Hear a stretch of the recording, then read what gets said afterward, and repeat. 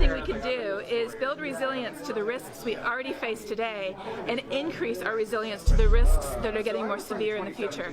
For us here in Central Texas, we're most concerned about the feast or famine, wet or dry cycle that we already go through naturally. But in the future, we have to prepare for longer, stronger droughts, as well as for heavier rainfall in between, to make sure that we're all going to be okay.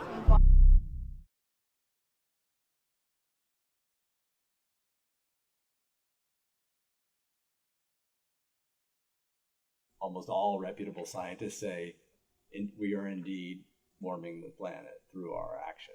Now, some degree of climate change is inevitable, and we have to adapt, but we can't merely adapt our way out of this problem.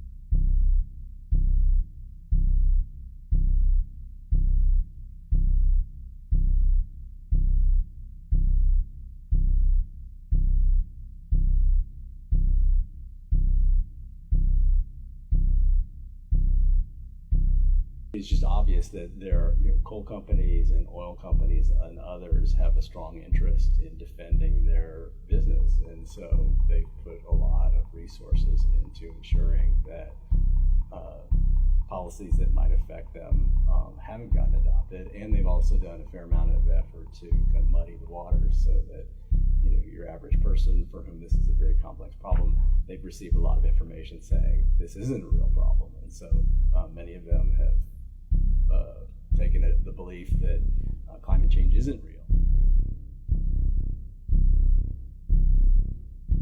This is a global problem that can't be tackled by any single city or any single state or even any single country. So what we need is collective action, and that's what makes this a really difficult problem.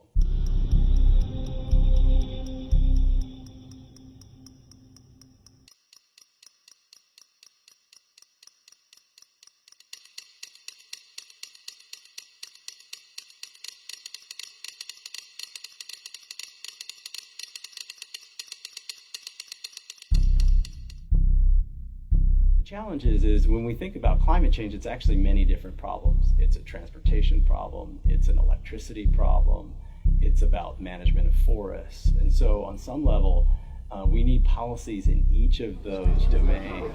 It can be really hard to change major governmental policy, but instead if in smaller islands of communities do things, that other people, that it will make the way seem clear for other people because it's a good investment, it makes economic sense, and then beyond that others can see it and then pursue.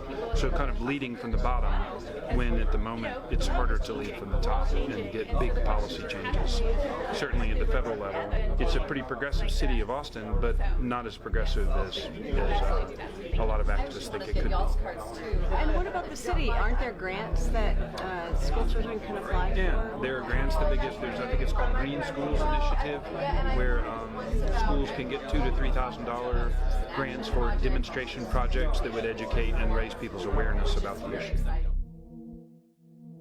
If we care about this problem, then we have to elect leaders who care about this problem. Texas has a robust clean energy industry, despite the fact that it hasn't had political leaders who care about climate change. Can we move forward on clean energy? Can we move forward on wind and solar?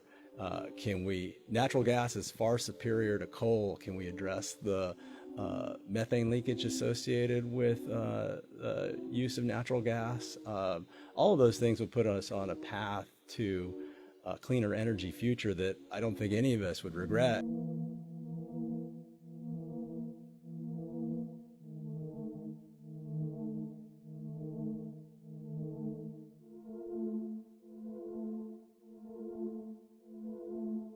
can change your driving patterns, you can carpool, you can bike, or you can buy a hybrid vehicle or an electric vehicle if finance support it.